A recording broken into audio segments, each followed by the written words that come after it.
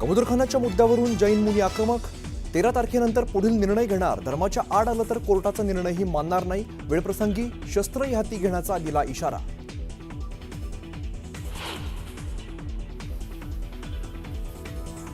मनाई केली असतानाही कबुतरांना खाद्य देणाऱ्यांना पालिकेने दिला दणका. गिरगाव चौपाटीवरती कबुतरांना दाणे टाकणाऱ्यांवरती कारवाई करत 8,000चा दंड वसूल.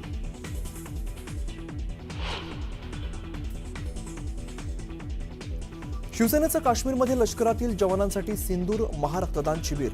उपमुख्यमंत्री एकनाथ शिंदेंसह सांगलीतील 1,000 पैलवान करणार महारक्तदान.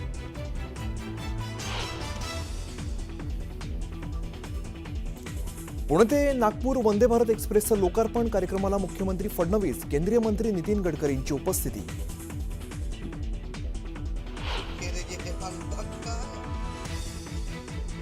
भाजप नेत्या नवनीत राणांना धमकी प्रकरणी मुख्य आरोपीसह 5 जणांना अटक. छत्तीसगडच्या भिलाईमधून करण्यात आली अटक.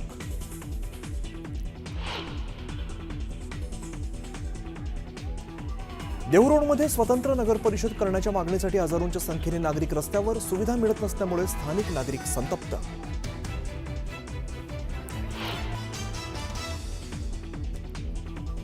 इंदापूरमधील उजनी धरण 100% भरलं. 3 जिल्ह्यातील शेतकऱ्यांचा पाण्याचा मोठा प्रश्न मिटला.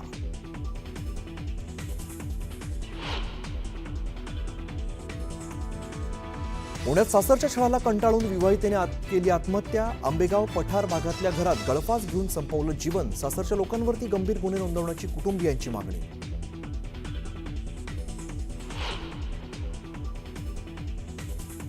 नवी मुंबईत रिक्षाच्या टपावर बसून स्टंटबाजी. रील काढण्याच्या नादात जीवघेणी कसरत. तुर्भे पोलिसांनी आरोपींना घडवली अद्दल.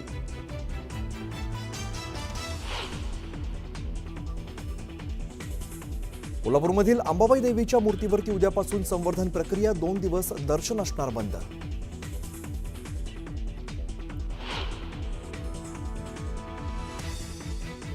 अमेरिकेच्या विस्कॉन्सिनला पुराचा तडाखा. रस्ते पाण्याखाली गेल्यामुळे अनेक भागांचा संपर्क तुटला. घरांचा वीज पुरवठाही खंडित.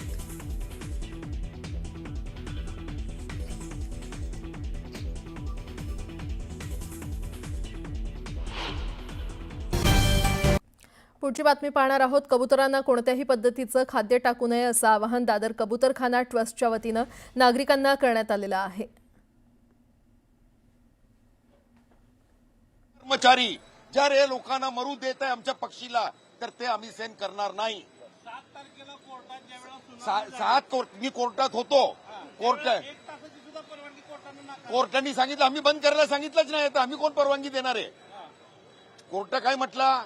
आम्ही बंद करायचे आदेश दिलेले नाही आहेत. तुम्हाला परवानगी महानगरपालिका आहे. महानगरपालिका म्हणते कोर्टाने दिलंय. देवेंद्र फडणवीस साहेब, सीएम साहेब आमचे महाराष्ट्राचे, त्यांनी आमच्या लोकांसंगती मीटिंग केली. त्याच्यात काय सांगितलं? चालू करा. आता महानगरपालिका म्हणते आम्हाला लेखी नाही आलं. तर आम्ही काय प्रशासन नाहीये की कुठल्या रीतीने काय चालणार आहे? महापालिकेला तुम्ही पत्र लिहिलं जे आहे, पत्र काय झालं? आता बंदच आहे ना. नाही पण आता ते जे बॅनर लावलेलं आहे ते आम्हाला माहित नाही. त्या बॅनरबद्दल आम्ही नाही लावलाय.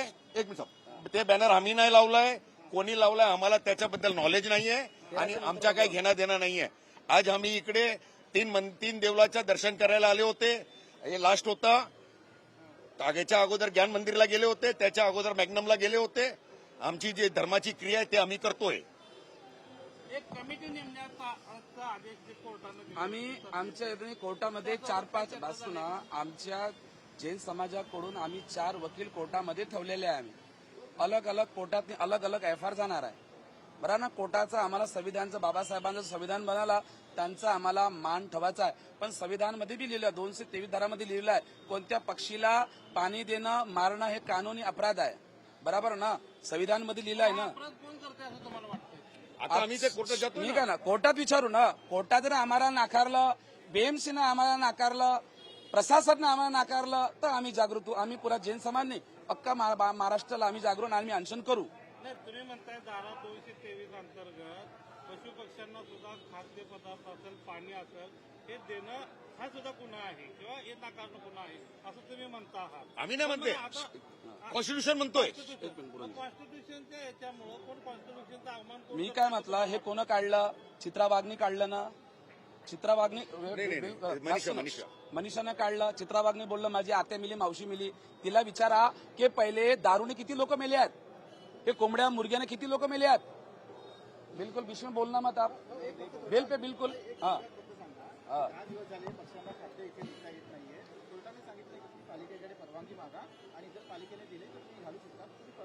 हो मागितली आहे. मागितली, आम्ही जाणार आहे, मागितली आहे. आणि आमचे लोक जात पण आहे आणि आम्हाला काही पत्ता तर बंदच आहे 3 बंद दिवसांनी. आम्हाला काही प्रॉब्लेम नाही आहे. आणि कोणती परवानगी दिली असं इथे बॅनरवर लिहिलंय. नाही, ते आमचं नाही आहे. त्या बॅनर आम्ही नाही लावलाय. आमचे नामी लावलं नहीं. आमचा नाम देखिए, यह आंदोलन पूरा मैंने छोड़ा. मेरा नाम राष्ट्रसन मुनि नीलेश चंद्र विजय, मेरे ट्रस्ट का महाराष्ट्र गौ रक्षा गौ संरक्षण है.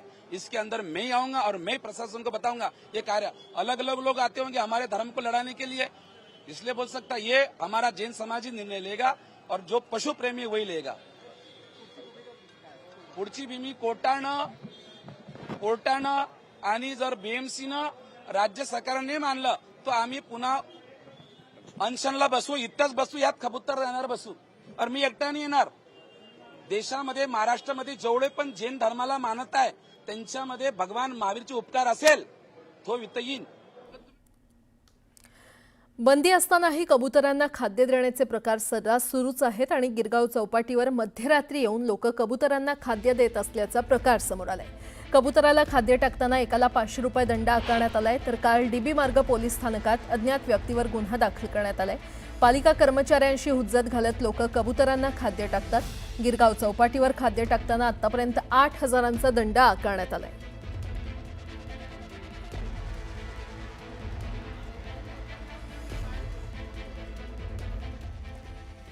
पुढची बातमी पाहणार आहोत. दरम्यान कबुतरांना खाद्य देण्यासाठी कोणी चुकीच्या पद्धतीनं गाडीवर बॅरिकेटिंग करत असेल तर निश्चितच त्यांच्यावर कारवाई केली जाईल असा इशारा परिवहन मंत्री प्रताप सरनाईक यांनी दिलाय.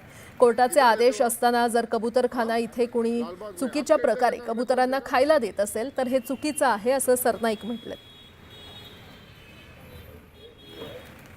कोर्टाच्या आदेशाचं उल्लंघन करणं हे चुकीचं आहे असं प्रताप सरनाईक यांनी या व्हिडिओवर म्हटलेलं आहे. हा व्हिडिओ सध्या व्हायरल होतोय, ज्यामध्ये पाहायला मिळतंय बंदी असतानाही कबुतरांना खाद्य देण्याचे प्रकार सुरू असल्याचं पाहायला मिळतंय. गिरगाव चौपाटीवर देखील काही जण मध्यरात्री कबुतरांना खाद्य देण्याचे प्रकार समोर आलेले आहेत. डालने के लिए मना किया क्योंकि वहाँ पे कबूतर बहुत ज्यादा हुए भाई साहब. हाँ नहीं, वहाँ पे जो कबूतर का प्रॉब्लम है ना वो आप जैसे लोगों की वजह से है. आप एक्शन है ना, आरटीओ में जाने ही वाला है और सीएम को भी ट्वीट होने वाला है. आपको क्या लगता है आप मनमानी करोगे? अरे ये सब ये किया कायदे अंग त्यांनी केलेल्या कायद्याच्या विरोधामध्ये पोलीस तर पोलिसांची कारवाई करतायत, परंतु आरटीओ डिपार्टमेंटच्या माध्यमातून सुद्धा त्यांचा परवाना कसा रद्द करण्यात येईल, कारण अशा प्रकारची कुठली परमिशन आरटीओ डिपार्टमेंटच्या माध्यमातून कोणालाही दिली जात नाही. आणि असं जे हायकोर्टाच्या निर्देशाचं किंवा सूचनांचं पालन जर कोणी करत नसेल तर आरटीओ डिपार्टमेंट त्याच्यावर कठोर